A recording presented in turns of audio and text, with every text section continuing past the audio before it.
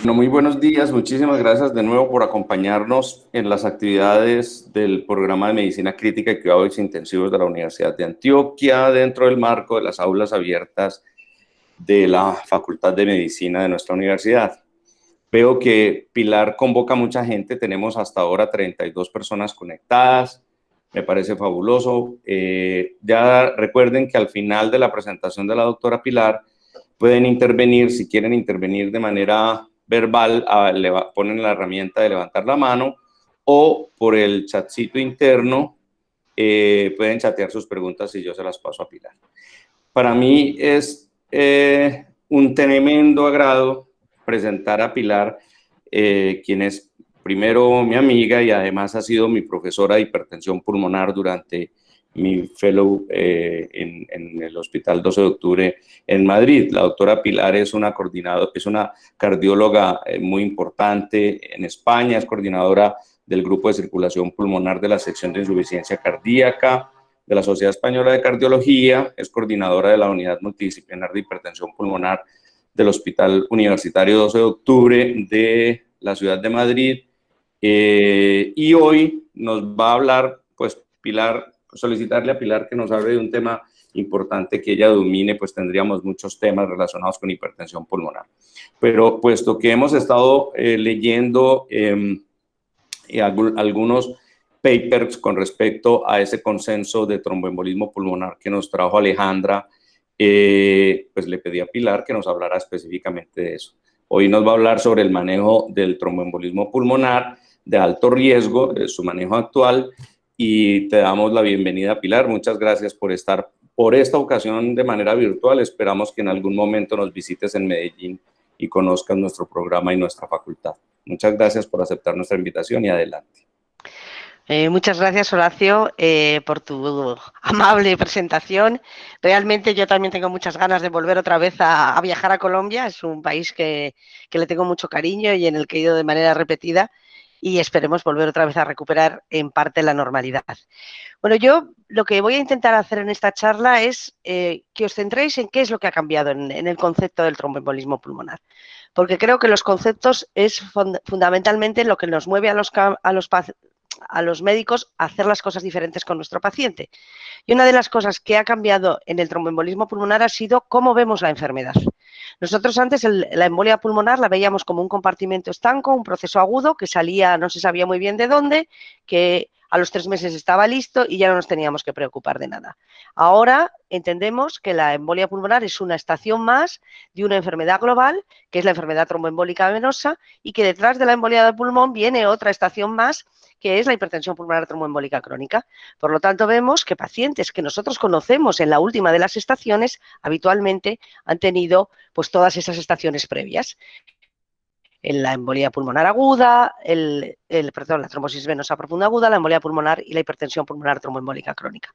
Y este es uno de los conceptos que probablemente sean más novedosos y en buena medida nos pone en perspectiva la importancia también de la enfermedad tromboembólica venosa y nos recuerda algo que muchas veces se nos olvida, que la tercera causa de muerte cardiovascular es la embolia de pulmón.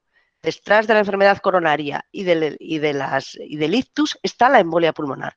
Sigue siendo una patología que tiene una mortalidad aguda significativa y que además deja un importante grado de secuelas y además tiene como complicación la hipertensión pulmonar tromboembólica crónica, que además asocia también un pronóstico y una mortalidad elevados. Por tanto, tenemos que ser conscientes que cuando nosotros estamos pensando en la embolia de pulmón y cómo va a ser esto de la embolia de pulmón, pues en este análisis de desenlazos fatales después de una embolia de pulmón, vemos que evidentemente hay conceptos que dependen de la propia embolia de pulmón, como es que la embolia de pulmón sea masiva o submasiva, pero también tenemos que tener bien claro que esto se presenta en pacientes con mucha comorbilidad. Y eso nos va a condicionar todo nuestro manejo, en la fase aguda y en la fase crónica. Y así vemos que, evidentemente, ¿qué es lo que implica mayor mortalidad en los pacientes con embolia de pulmón, aparte del tamaño de la embolia de pulmón y la estabilidad o inestabilidad hemodinámica?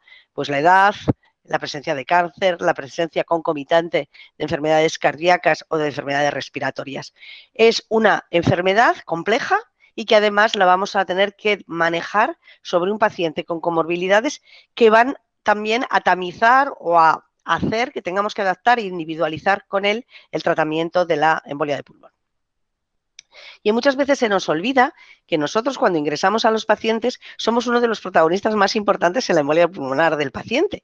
Y así vemos como realmente si revisamos en un momento dado cuántos pacientes han ingresado y cuál ha sido su característica de ingreso respecto al riesgo de tener un evento tromboembólico venoso, vemos que el mero hecho de estar estabilizados aumenta muchísimo la posibilidad de tener una enfermedad tromboembólica venosa, y si esa hospitalización ha venido asociada a una inmovilización, somos los campeones de la iatrogenia induciendo enfermedad tromboembólica venosa. Por tanto, eso también es ponernos en evidencia que tenemos que acordarnos de la profilaxis cuando nosotros ingresamos a los pacientes, y no solo cuando ingresan los pacientes, los cirujanos para hacer cirugía traumatológica, sino también los pacientes que han tenido un ictus, los pacientes que ingresan en las plantas de insuficiencia cardíaca en una situación comprometida, o los pacientes que con otras patologías al final el resultado es que estén inmóviles. El siguiente concepto que ha cambiado completamente es que nos han puesto la lupa en que la embolia de pulmón en realidad es un problema del corazón y no del pulmón. ¿Por qué digo esto? Porque nosotros vamos a tener una obstrucción trombótica de los vasos del pulmón, y ya hace muchos años, en el año 1954, Guyton nos hizo esta descripción de cuál era la sucesión de acontecimientos que se producían cuando producíamos una obstrucción de la arteria pulmonar, por ejemplo, con un trombo o ligando la arteria pulmonar, como es el caso. Pues vemos que una de las cosas que suceden con un cierto decalaje desde que yo ligo la arteria pulmonar es la caída de la tensión arterial. Y esto es algo que se nos tiene que meter en la cabeza. La hipotensión es uno de los marcadores de alto riesgo siempre de una embolia de pulmón. No tenemos que llegar a la hipotensión sintomática, sino simplemente un paciente que tiene un mayor grado de hipotensión o que era hipertenso y deja de serlo, eso te está marcando severidad. Evidentemente, aparte de la caída de la tensión arterial, vamos a tener los datos típicos de la disfunción aguda del ventrículo derecho, con incremento de la presión del ventrículo derecho, la hipoperfusión pulmonar distal, que tiene mucho que ver también con la presencia de insuficiencia respiratoria aguda concomitante en la embolia de pulmón, y, por supuesto, un cierto grado de elevación de la presión arterial pulmonar. Por tanto, tenemos que aprender que la embolia pulmonar, al final, lo que nos va a importar, lo que nos va a estratificar el pronóstico y lo que nos va a marcar cómo vamos a tratar a nuestro paciente va a ser la disfunción del ventrículo derecho. El ventrículo derecho, todos sabemos que maneja fenomenal los incrementos de precarga. Eso a él no le preocupa, lo tiene controlado y lo maneja fenomenal. Ahora bien, el incremento de poscarga aguda lo pone en una situación muy crítica. El ventrículo derecho va a empezar con una dilatación brusca. Con la producción de la dilatación se va a producir insuficiencia tricúspide, va a aumentar la tensión parietal, se va a poner en marcha un mecanismo neurohormonal, como siempre que tenemos una situación de estas características, que va a determinar, entre otras cosas, el aumento de demanda de oxígeno por parte de un ventrículo derecho, que lamentablemente ese incremento de oxígeno no le va a llegar, porque además vamos a tener un pulmón con defectos graves de ventilación-perfusión, es decir, vamos a tener un shunt intrapulmonar que va a incrementar la hipoxia. Eso va a determinar mayor hipoxia, mayor isquemia del ventrículo derecho, mayor hipocontractilidad, menor gasto cardíaco, al ventrículo izquierdo se queda fuera de juego, no le llega precarga, si no le llega precarga al ventrículo izquierdo baja el gasto cardíaco, hipotensión sistémica, hipoperfusión coronaria, y es un círculo vicioso que termina en la muerte. Esto es, de una manera esquemática, qué es lo que le pasa a mi paciente cuando tiene una embolia pulmonar masiva y está en situación de inestabilidad hemodinámica. Tengo que ser lo más precoz posible en cortar este círculo porque me lleva al fallecimiento del paciente. Por tanto, es muy importante que todos interioricemos cuál es el concepto de inestabilidad hemodinámica. A nadie se nos escapa que si el paciente tiene una parada cardiorrespiratoria ya no se puede tener más inestabilidad hemodinámica. Yo creo que eso es muy fácil de entender.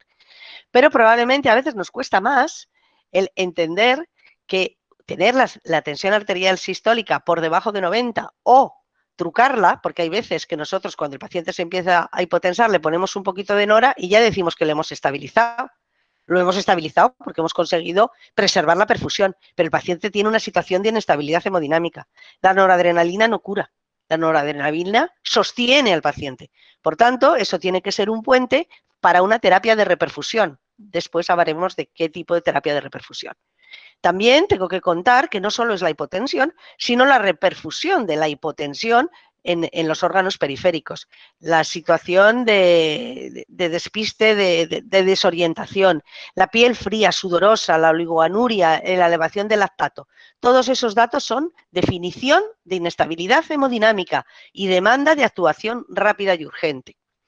Y probablemente, a mí es una de las cosas que más me gustan de las últimas guías, que por fin nos hablan de que no hace falta llegar a la hipotensión por debajo de 90 cuando yo manejo un paciente que es hipertenso, el que caigan 40 milímetros de mercurio en la tensión arterial sistémica, no, sin llegar a los 90, pero un señor que estaba manejando 150, 160 porque era hipertenso, con 110 está severamente hipotenso. Con lo cual, ese también, evidentemente, es una situación de inestabilidad hemodinámica.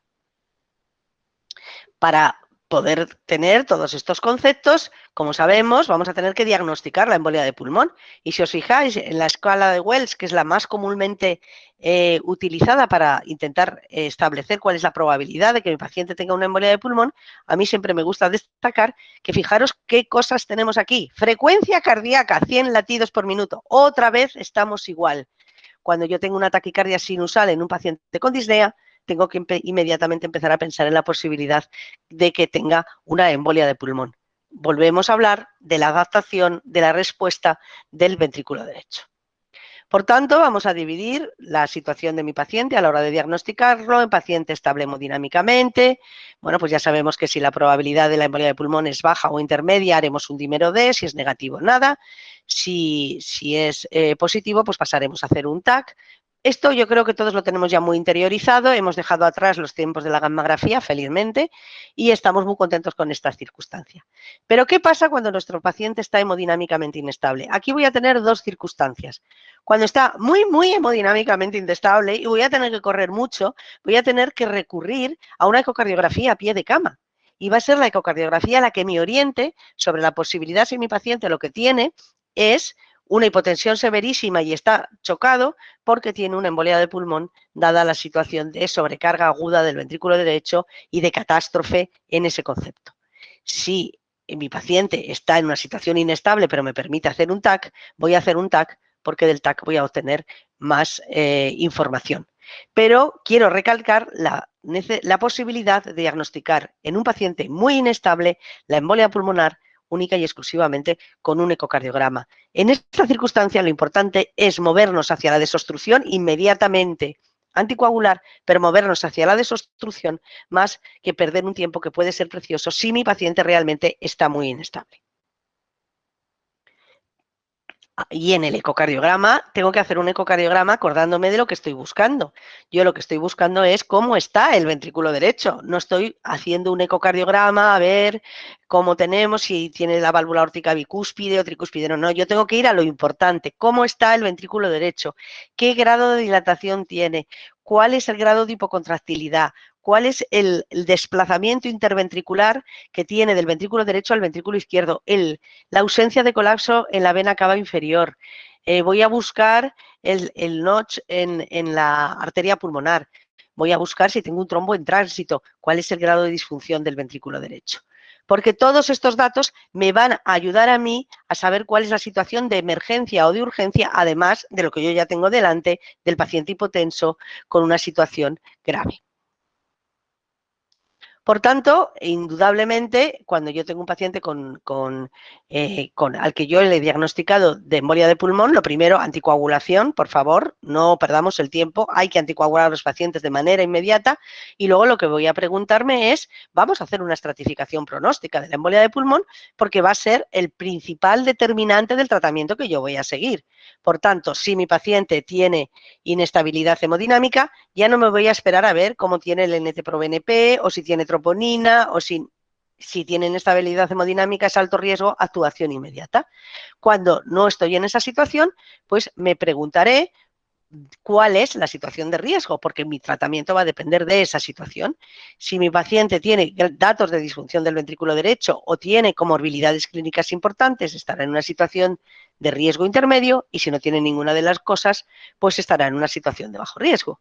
Con lo cual también es siempre importante acordarnos del PESI. El PESI a mí me parece muy pesado para hacerlo en la urgencia. Nosotros usamos siempre el PESI simplificado, funciona fenomenal. Y con un poquito de entrenamiento lo hace todo el mundo, y al final hablar un lenguaje común es lo que nos ayuda a todos a entendernos. Y si os fijáis, otra vez en el PESI simplificado vuelven a entrar esos conceptos que nos hablan de la adaptación del ventrículo derecho. Frecuencia cardíaca, tensión arterial sistólica por debajo de 100, sin que podamos estar hablando de hipotensión sintomática, y evidentemente la repercusión en insuficiencia respiratoria. Por tanto, este sería el esquema de cómo vamos a valorar el alto riesgo, el riesgo intermedio y el bajo riesgo. Y esta va a ser el tratamiento. En los pacientes de alto riesgo siempre reperfusión, fibrinolítico o tratamiento mecánico o cirugía. En España realmente la cirugía de la embolia pulmonar aguda no se hace prácticamente en ningún hospital, de tal manera que en los pacientes en situación de alto riesgo que no son candidatos a fibrinolisis por una contraindicación absoluta, se hace tratamiento mecánico de la embolia de pulmón. A mí aquí siempre me gusta destacar que el paciente con disfunción ventricular derecha, pero situación hemodinámicamente estable, tiene que ser objeto de vigilancia estrecha en unidad de cuidados intensivos, y a la primera de cambio pasamos a la estrategia de reperfusión. Y aunque no está validado por la evidencia, porque los estudios se han hecho con una población general de embolia de pulmón, si el paciente es joven y por tanto el riesgo de sangrado es pequeño, pues tampoco hace falta apurar para pasar a hacer una estrategia de reperfusión. Si mi paciente es una situación de riesgo bajo, pues me limitaría a hospitalizarlo, y en los pacientes con de riesgo intermedio bajo, quiero decir, será un seguimiento con hospitalización y anticoagulación, y en el paciente realmente en bajo riesgo me podría plantear el alta hospitalaria o el ingreso de 4 días, que es lo que nosotros hacemos de momento, porque todavía no hemos conseguido una coordinación con atención primaria que nos permita altar a los pacientes de bajo riesgo. Y otra de las cosas que nos dejan bien claro las guías clínicas es que nos dan consejos y no evidencia, porque como pasa siempre en las catástrofes nunca hay evidencia de qué es lo que tengo que hacer y cuál sería mi estrategia para afrontar esa situación de inestabilidad hemodinámica. Ahí el eco me va a ser de tremenda ayuda para poder saber por dónde voy a tirar en cada paso. Evidentemente, ante la presencia de hipotensión sistémica, yo voy a recurrir a la sobrecarga de volumen, pero tengo que tener bien presente que vigilar con el eco cuál es el grado de distensión del ventrículo derecho y de la vena cava inferior me va a ayudar a tomar la decisión de si la sobrecarga de volumen va a servir para algo o va a tener un efecto deletéreo.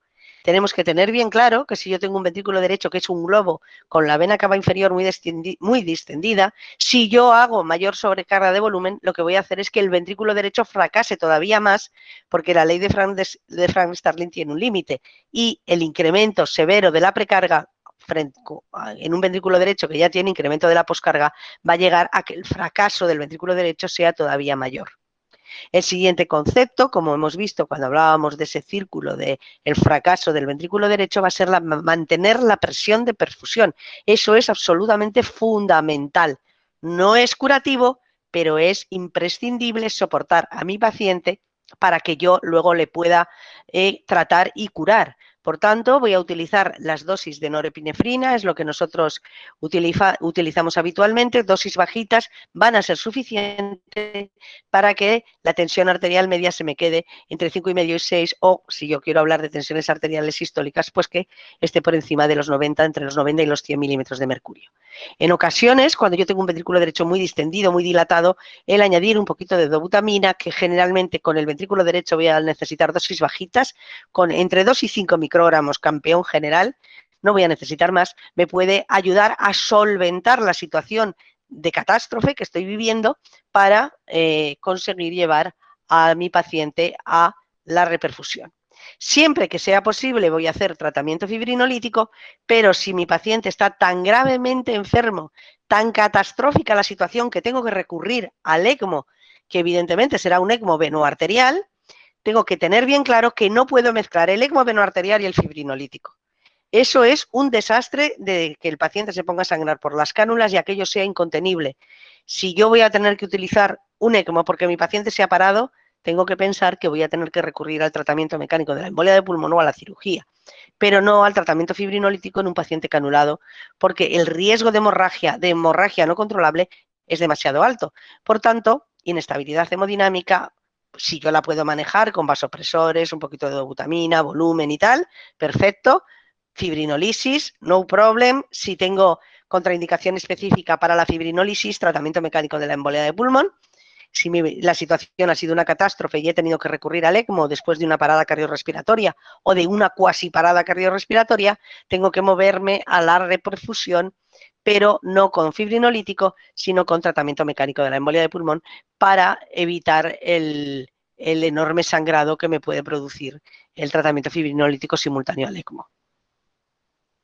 Pero otro de los conceptos que también ha cambiado de manera muy importante en los pacientes con embolia de pulmón ha sido que esto no es un episodio agudo, yo tengo una embolia de pulmón y ya está, he salido vivo, bien, ya está. No, no, no, no, no, no. He salido vivo, bien por ti, esa es el primer objetivo siempre que tiene una complicación grave, pero vemos que el porcentaje de pacientes que se queda con síntomas persistentes es muy importante, teniendo en cuenta la enorme comorbilidad que tienen los pacientes con embolia de pulmón, que la hemos empezado comentando, son pacientes añosos, algunos supervivientes de cáncer, otros con enfermedades cardíacas o respiratorias. El tener síntomas persistentes está también muy relacionado con la desadaptación al ejercicio físico, hay que rehabilitar a estos pacientes. Pero no podemos olvidarnos de que van a quedar zonas de trombosis persistente que van a pasar su factura y en algunos casos esa trombosis persistente va además a tener un efecto de remodelado de tal manera que vamos a tener un trombo organizado obstruyendo los vasos del pulmón. Y en un porcentaje más pequeño de casos vamos a tener una hipertensión pulmonar tromboembólica crónica. Y así las cosas, veríamos que este es el reino de la embolia de pulmón. Aquí vemos una embolia pulmonar masiva con un trombo fresco, que es una situación catastrófica para el paciente que está en esta situación, y esto es un espécimen de tratamiento quirúrgico. Pero aquí tenemos lo que supone la hipertensión pulmonar tromboembólica crónica o la enfermedad tromboembólica crónica sin hipertensión pulmonar en reposo. Como podéis ver, la apariencia de estos dos especímenes no se parecen nada. Esto es rojo, friable, mientras que esto es una situación en la que el trombo se ha fibrosado, tiene una consistencia dura, se parece mucho más a un calamar que a un trombo rojo, pero también nos pone en perspectiva cuál es la frecuencia de todas estas cosas. Sabemos que la embolia pulmonar es una patología muy frecuente, que la encontramos entre 2 por cada 1000 pacientes, frente a lo poco frecuente que es la hipertensión pulmonar tromboembólica crónica, que se encuentra entre el 2,5 y el 5 por millón. ¿Cuántos tienen enfermedad tromboembólica crónica? No lo sabemos. Antes pensábamos que era una rareza absoluta. Conforme vamos sistematizando el seguimiento de los pacientes con embolia de pulmón, vamos viendo que no es tan rara como pensábamos. Y de hecho, la única diferencia que hay entre la hipertensión pulmonar tromboembólica y la enfermedad tromboembólica crónica es la presencia de hipertensión pulmonar en reposo. Es la única diferencia, porque el paciente con enfermedad tromboembólica crónica, cuando nosotros hacemos una valoración más fina haciendo una ergospirometría, valorando la gammagrafía y valorando el TAC, vamos a ver que en ese aspecto son indistinguibles y que en la ergospirometría con consumo de oxígeno vamos a tener los datos propios de la ineficiencia ventilatoria y del mismatch de ventilación-perfusión. Esta entidad se diagnostica con cateterismo cardíaco derecho, en el que vamos a ver cómo el comportamiento de la presión pulmonar en el ejercicio es absolutamente patológico.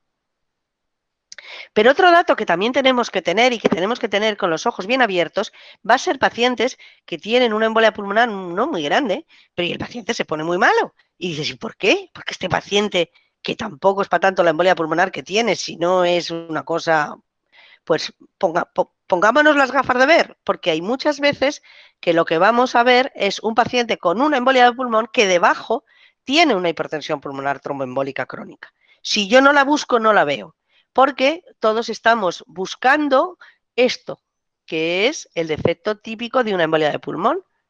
Pero esto es una hipertensión pulmonar tromboembólica crónica. Veis que el trombo está absolutamente pegado a la pared. Si yo no me fijo, puedo pensar que esta es la arteria pulmonar y que yo aquí no veo ningún defecto central. Pero es que este paciente tiene una hipertensión pulmonar tromboembólica crónica y este tiene una embolia pulmonar aguda. Y este paciente puede tener la 19ª embolia de pulmón, que evidentemente, dado que tiene un lecho vascular pulmonar muy reducido, va a implicar un compromiso importante en la evolución clínica.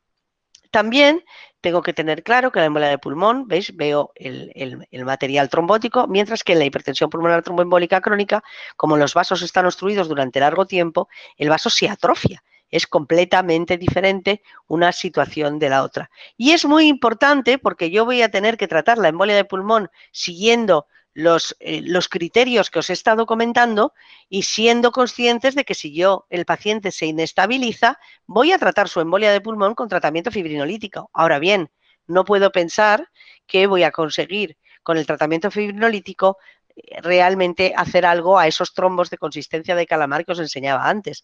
Mi indicación de fibrinolisis es para esa embolia pulmonar aguda que ha inestabilizado al paciente, que tiene debajo una hipertensión pulmonar tromboembólica crónica.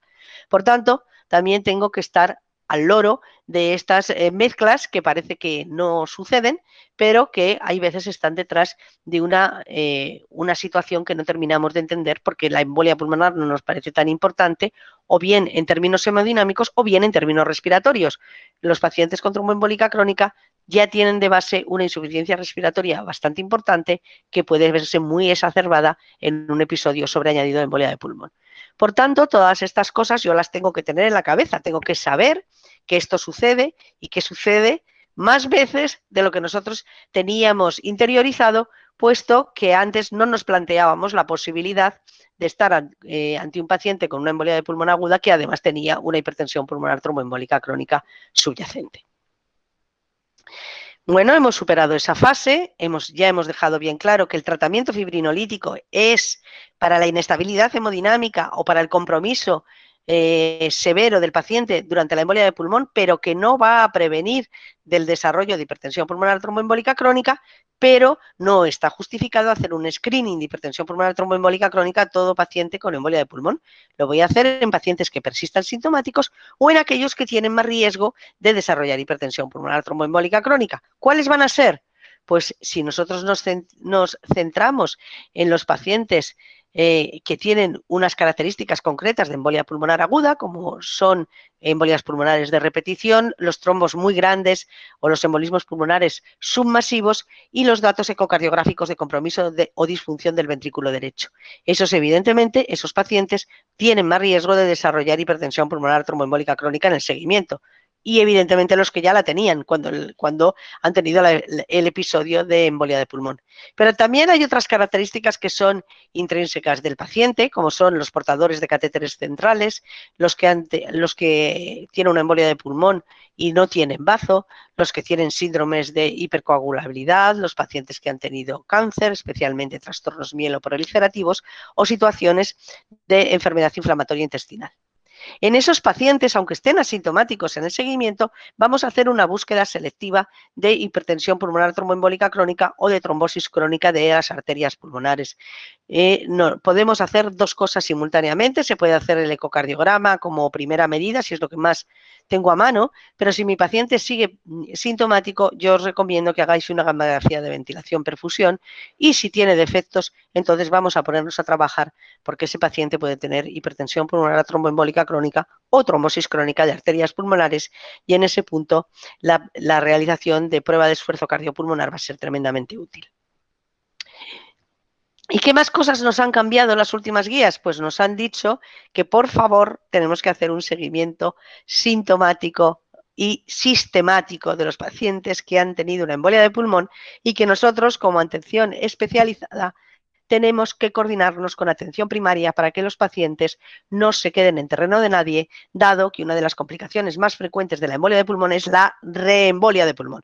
Por tanto, tenemos que ser vigilantes y tenemos que ser vigilantes en el hospital, pero también tenemos que ser vigilantes en atención primaria. Y otro de los temas que también han cambiado de manera muy sustancial ha sido el tiempo en que el paciente tiene que estar anticoagulado. Sabemos que para los síndromes antifosfolípido no se pueden anticoagular con los anticoagulantes de acción directa, tienen que permanecer anticoagulados con Sintrom o con varfarina, mientras que en el resto de los pacientes se va a preferir los anticoagulantes de acción directa. Cuando no tenemos ningún factor de riesgo o el factor de riesgo para la embolia de pulmón es menor, vamos a plantearnos una anticoagulación no solo de 6 meses, sino una anticoagulación prolongada. Y a partir de los 6 meses podré pensar en reducir a la mitad la dosis del anticoagulante. Esto ha supuesto una revolución absoluta en la indicación y en la anticoagulación de estos pacientes, pero también con una llamada de atención. Yo cada vez que vea a mi paciente con embolia de pulmón me tengo que replantear cuál es el riesgo-beneficio de que mi paciente se mantenga anticoagulado o no. Un comentario muy breve de la tromboembólica crónica. ¿Por qué estamos hablando de la hipertensión pulmonar tromboembólica crónica? Pues porque los pacientes con enfermedad tromboembólica venosa tienen 2 momentos de alto riesgo. Uno, la embolia pulmonar aguda, sobre todo con inestabilidad hemodinámica o submasiva. 2, si desarrollan hipertensión pulmonar tromboembólica crónica. Volvemos otra vez a poner el marcador a 0 en cuanto a lo que sería la posibilidad de tener un evento fatal. La hipertensión pulmonar tromboembólica crónica, es una enfermedad grave, en los casos severos tiene una supervivencia realmente terrible, está absolutamente infradiagnosticada, porque además hay pacientes en los que no vamos a tener un antecedente claro de embolia de pulmón y habitualmente pues no está demasiado tratada, siendo que además es la forma de hipertensión pulmonar en la que más podemos incidir para casi curar la enfermedad.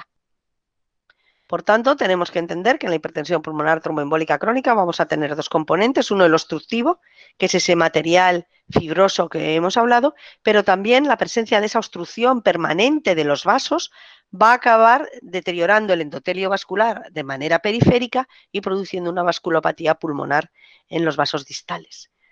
La clave para el diagnóstico va a ser la gammagrafía, esos defectos de perfusión, como podéis ver aquí, defectos de perfusión bilaterales, triangulares, que son lo que me dice que tengo un mismatch de ventilación-perfusión muy importante y que cuando yo vaya a hacer las pruebas de imagen pertinentes, fundamentalmente en TAC y en casos seleccionados la arteriografía pulmonar, me va a situar dónde está el material trombótico y eso es lo que me va a decir cuál es el tratamiento que yo tengo que hacer. Si el material trombótico es accesible a la cirugía, operaré a mi paciente. Si está en una situación en la que ya no es accesible, haré angioplastia de arterias pulmonares y cuando el cuadro fundamental lo que tiene es la vasculopatía, pues haré tratamiento médico. Aquí os quiero enseñar cómo ha evolucionado y cómo han cambiado las cosas en el registro español de hipertensión pulmonar.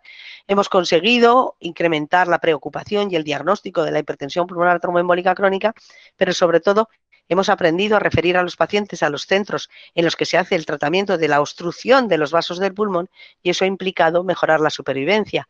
Y así podéis ver que tanto los pacientes que se operan como los pacientes a los que se le hace angioplastia de arterias pulmonares tienen claramente una mejor supervivencia que los pacientes que única y exclusivamente reciben tratamiento médico y que a lo largo del tiempo esta mejoría ha sido significativa fundamentalmente por los pacientes que se benefician del tratamiento,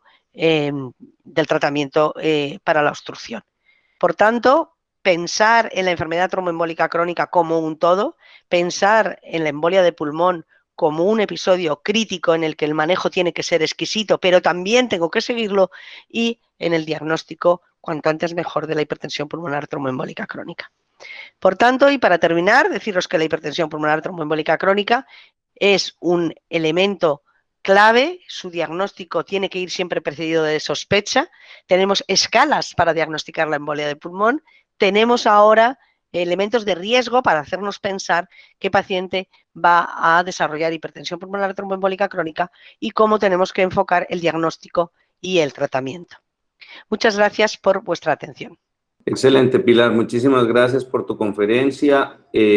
Abro paso entonces a las preguntas. Por favor, levante la mano la persona que quiere hablar, que quiere hacer alguna pregunta o la escribe dentro del chat. A ver, miremos. El doctor Daniel Alexis Mendoza. Adelante, Daniel, por favor. Buenos días, doctora Pilar. Mucho gusto, un placer haber estado en tan excelente charla. Mi nombre es Daniel Mendoza, yo soy médico anestesiólogo y trabajo en la unidad de cuidados intensivos de la ciudad de Cúcuta, Colombia, eso es frontera con Venezuela. Y son dos preguntas. ¿Al cuánto tiempo un paciente con tromboembolismo pulmonar, sí, puede ser llevado a un procedimiento quirúrgico si es una urgencia relativa? Estoy hablando de un cáncer, sí, que requiere ser llevado a cirugía para poder estratificar su cáncer y darle tratamiento, sí. ¿Y al cuánto tiempo puede ser necesario repetirle un ecocardiograma a ese paciente para saber si ha o no ha mejorado su función ventricular? Muchas gracias. Vamos a ver, el tiempo depende de la gravedad de la embolia de pulmón. Si yo estoy hablando de una embolia pulmonar segmentaria, subsegmentaria, realmente yo voy a iniciar tratamiento anticoagulante y en una semana voy a seguir con mi cuestión de ir estratificando el cáncer e ir viendo cómo va la cosa. Si mi paciente ha hecho un cuadro con disfunción ventricular derecha severa y con un compromiso hemodinámico y tal, pues es que estoy en una situación completamente distinta en el que yo hasta que no recupere una situación de estabilidad no me puedo plantear someter al paciente a otro estrés quirúrgico porque las consecuencias pueden ser deleterias. Es cierto que en ese paciente a lo mejor tengo que plantearme ser un pelín más agresivo, porque lo que sí que hace el tratamiento intervencionista en los pacientes con embolias pulmonares y submasivas es que la recuperación la cortan.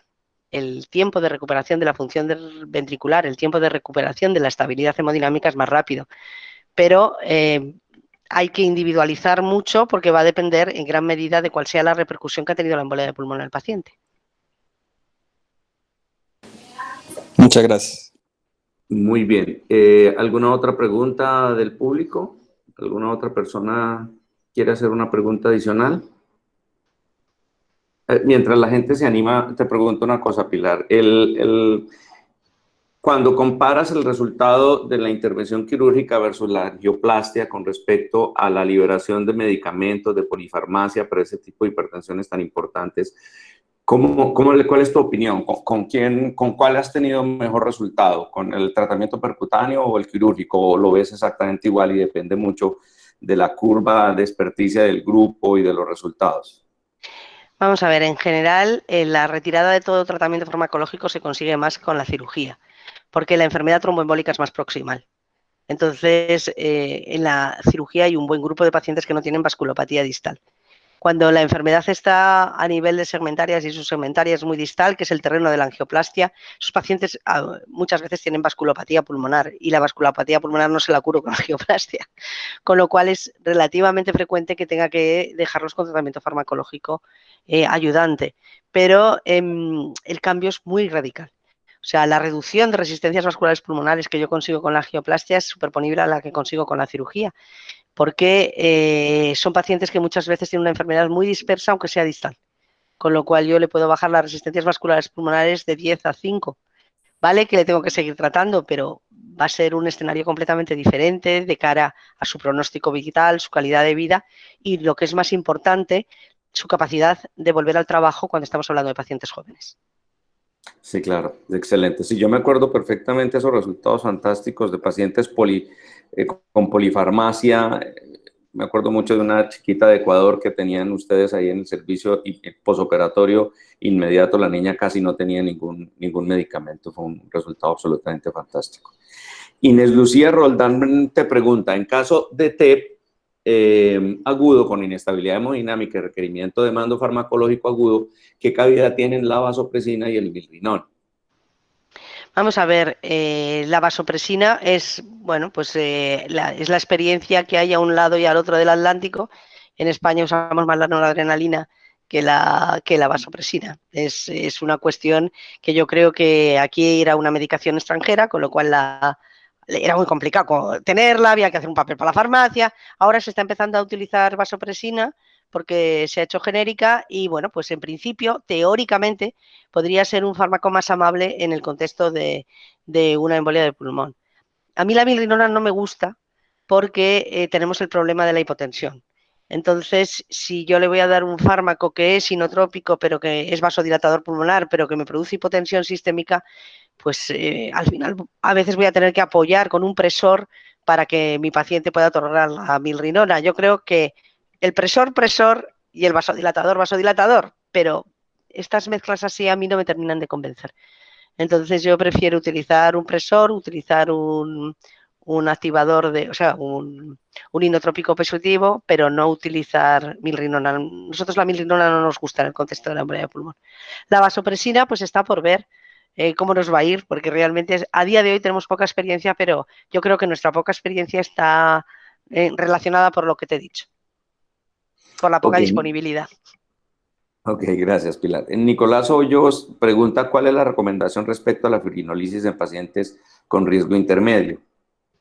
Pues aquí en el paciente con riesgo intermedio yo creo que hay que distinguir dos cosas. El paciente con riesgo intermedio bajo no necesita fibrinolisis para nada, pero el paciente que, pues eso, que tiene una embolia submasiva, pero que tiene estabilidad hemodinámica y que es joven, y que por tanto al ser joven, el riesgo, joven me refiero menos de 70 años, esto a fin de cuentas a los que ya somos más añosos y nos acordamos de la fibrinolisis cardíaca, pues era lo mismo. O sea, es que si el paciente es joven y tiene un bajo riesgo de sangrado, tampoco porque tenemos que estarlo sometiendo al pobre a una recuperación lentísima de la embolia submasiva porque no le queremos poner fibrinolíticos. A fin de cuentas, como todo en medicina, riesgo-beneficio. Nosotros en los pacientes por debajo de los 70 años con una embolia pulmonar submasiva y con una importante repercusión en la disfunción ventricular derecha, pero sin estar estrictamente inestables, es decir, no están hipostensos, no están oligoanúricos, nos inclinamos hacia el tratamiento fibrinolítico. Otra cosa son pacientes muy añosos, de 80 años, con cáncer, con no sé cuántos, con no sé qué, en los que evidentemente actuaremos única y exclusivamente si el paciente se inestabiliza. Ok, Alejandra Solano te pregunta, en pacientes con COVID-19 graves, intubados, que hacen tromboembolismo pulmonar, pero que aún no están en choque o con requerimiento presor, ¿habría alguna indicación de trombolisis o estas guías pueden usarse también en esos escenarios? Es decir, si puedes extrapolar las recomendaciones de estas guías a los escenarios COVID. Bueno, el problema fundamental de la embolia pulmonar del COVID es que no estamos hablando de una embolia pulmonar masiva o submasiva. Normalmente la embolia, o la más frecuente de la embolia pulmonar del COVID, es embolias pulmonares a nivel de segmentarias o subsegmentarias. Y el paciente no es que esté malo por la embolia pulmonar, que también, o sea, contribuye al deterioro, pero habitualmente el problema del paciente es la afectación intersticial que le ha producido el COVID y, por tanto, el actuar sobre su embolia pulmonar realmente no va a modificar la situación del paciente. Nosotros solo hemos visto embolias pulmonares grandes en pacientes con COVID, pacientes que ya se habían ido a casa en la primera semana o que habían subido a planta, que parecía que ya todo iba bien, que han hecho embolia pulmonar, la típica del sedentarismo y tal. En ese paciente sí que voy a aplicar una estratificación pronóstica parecida, pero el paciente que está ingresado en la UCI, intubado, ventilado, con un pulmón hecho papilla, pues la embolia pulmonar es un epifenómeno en su vida y no es lo que está marcando el pronóstico del paciente. Ok, Pilar, te pregunta el doctor David López, ¿cuál es la experiencia tuya con levosimendan en falla derecha asociada a tromboembolismo pulmonar? Pues aquí con el levosimendan me pasaría un poco lo mismo que con la milrinona. El levosimendan, si yo tengo que poner una embolia pulmonar levosimendan, tengo que reperfundirlo. Te hago la respuesta al revés. O sea, hay que tener bien claro que las embolias pulmonares que necesitan soporte inotrópico para ser tratadas, lo primero que tienen que ser es reperfundidas. Porque el soporte inotrópico lo único que haces es capear el temporal, pero le vas a dejar al señor con una embolia pulmonar que en un momento dado se te puede chocar. Entonces, nosotros en ese sentido somos muy rigurosos. Si nuestro paciente tenemos que hacer soporte inotrópico, el soporte inotrópico solo lo utilizamos como estrategia intermedia frente a la reperfusión. Si la reperfusión con fibrinolíticos fracasa, pasamos a la reperfusión percutánea. Y si no, que ya es raro, que normalmente si te fracasa una no te funciona la otra, es bastante poco frecuente. Y en esos casos nosotros pues utilizamos la combinación más de noradrenalina con dobutamina. Pero habitualmente el concepto fundamental es que si yo tengo que recurrir al presor o al inotrópico, donde tengo que empezar a meter prisa es en el tratamiento de reperfusión. Ok, muy bien. Andrés Felipe Hernández te pregunta, ¿las guías europeas solo recomiendan terapias de reperfusión en el TEP de alto riesgo, inestable. ¿Ustedes le ofrecen trombolisis o terapia endovascular al TEP de riesgo intermedio? Entonces, Le producimos, claro, es lo que ya he dicho, Sí. se lo ofrecemos en esas circunstancias que ya he comentado. En un paciente joven con bajo riesgo de sangrado y en el que no está inestable en el estricto sentido, pero sí que tiene un grado importante de compromiso de la función del ventrículo derecho. Bueno, dentro del público veo muchas personas, a ver, perdóname, yo miro otra vez si alguien levantó la mano, muchas personas que son profesores, no sé si tienen alguna otra pregunta o algún comentario. Veo que está el doctor Juan Manuel Senior, que es jefe de un programa de intervencionismo cardíaco y una persona también con mucho conocimiento del tema. No sé si Juan tiene algún comentario o alguna pregunta para la doctora Pilar. Sí, buenos días. Adelante, Buenos Juan. días. Bienvenido, muchas gracias por acompañarnos. Muchas gracias a la doctora por la excelente conferencia, muy clara y muy didáctica. Yo tengo una pregunta sobre en hemodinamia, en el intervencionismo, ¿ustedes en el grupo utilizan algún otro medida variable para determinar el éxito de los pacientes que pueden ir a endarterectomía pulmonar? Por ejemplo, el índice de SUB o el índice de RUB, hablando de separar esos pacientes que tienen una hipertensión pulmonar muy asociada al fenómeno obstructivo, que es mucho más central al resto de pacientes que pueden hacer una vasculopatía y que probablemente liberar esa obstrucción con endarterectomía no los va a mejorar o a curar del todo, como pasa en los pacientes en que sí tienen una adecuada respuesta. ¿Tienen esas variables, las utilizan o piensan que son variables de un pronóstico bastante pobre como para tenerlos en cuenta?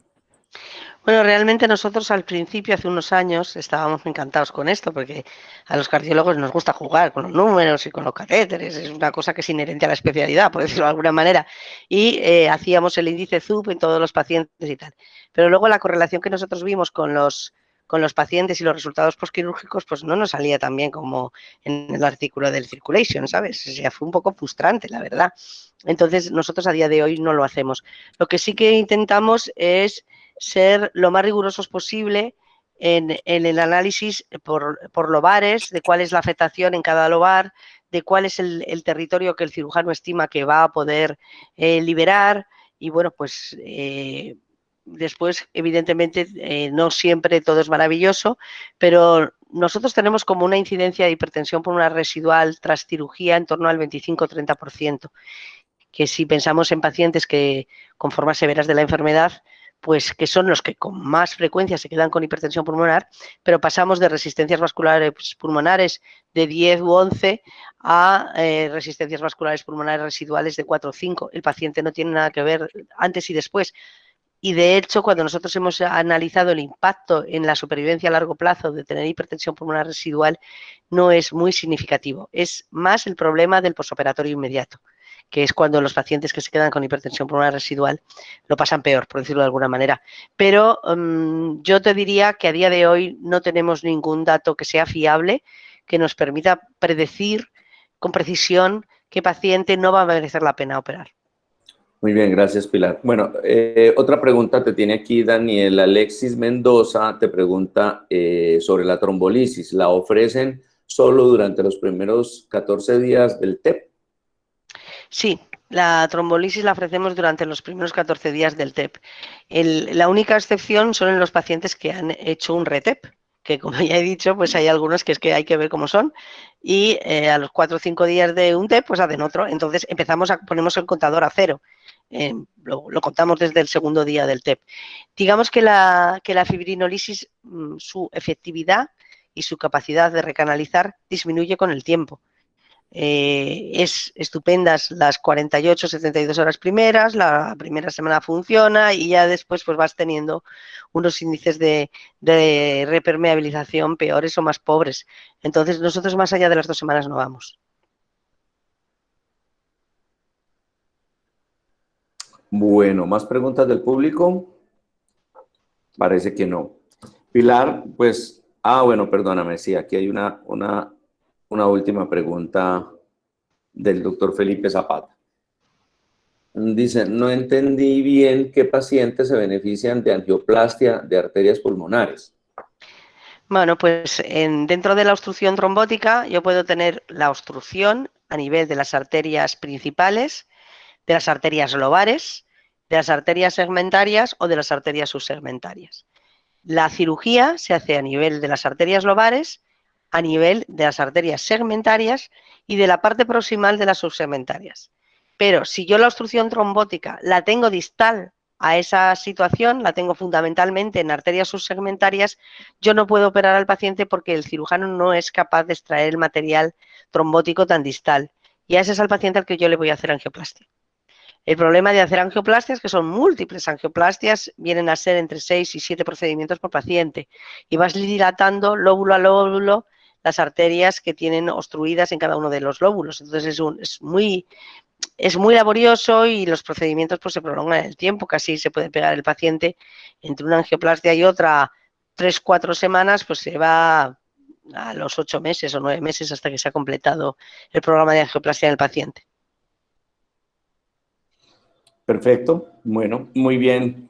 Pilar, pues no nos queda más que agradecerte tu compañía, una excelente conferencia didáctica, como siempre, con tus mensajes. Bueno, esperamos que en algún momento te podamos tener aquí de manera presencial cuando ya más personas estemos vacunadas. Bueno, la última pregunta, ya que creo que Jairo había levantado la mano antes. Jairo Andrés, adelante para la última pregunta para la doctora Pilar. Profe, muchas gracias. Doctora, mil gracias a usted también, una conferencia muy ilustrativa. Profe, aunque usted ya acaba de mencionar el tromboembolismo pulmonar muchas veces representa más un epifenómeno en los pacientes COVID con infecciones graves, ¿qué recomendaciones o qué experiencia tienen ustedes en estos pacientes con COVID grave, usualmente bajo ventilación mecánica, pero que vienen mejorando?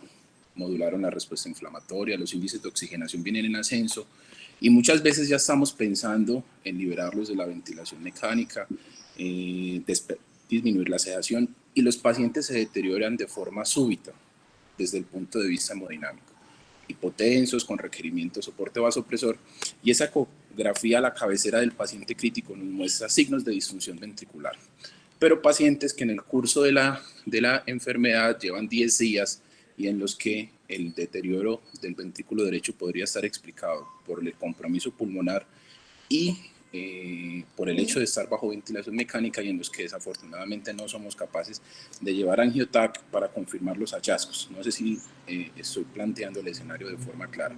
Ese contexto en el que tenemos alta sospecha de un evento tromboembólico agudo, un paciente que venía mejor y se deteriora, pero que no podemos confirmar el tromboembolismo por angiotac, ¿qué experiencia tienen ustedes o qué recomendación tiene usted respecto a la trombolisis de los pacientes en este momento?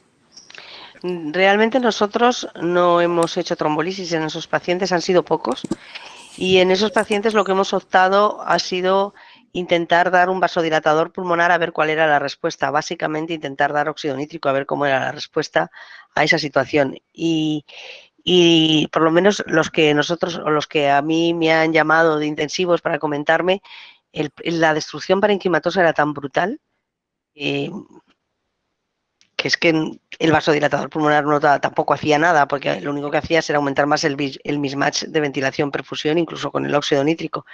Entonces, la experiencia en ese paciente en concreto ha sido catastrófica. No nos hemos decidido para usar fibrinolíticos por la destrucción parenquimatosa tan brutal que tenía el paciente, en los que se nos ha producido esa situación. Listo, profe, muchas gracias. Muy bien, Pilar, entonces muchas gracias de nuevo. Esperamos en algún momento tenerte aquí presencialmente en Medellín. Y al resto del público que nos acompañó, gracias por acompañarnos. Nos vemos el próximo martes en nuestras actividades académicas en aulas abiertas. Pilar, un abrazo, muchísimas gracias. Hasta luego. Que estés muy bien, muy amable, hasta luego. Muchas gracias a todos, que estén muy bien.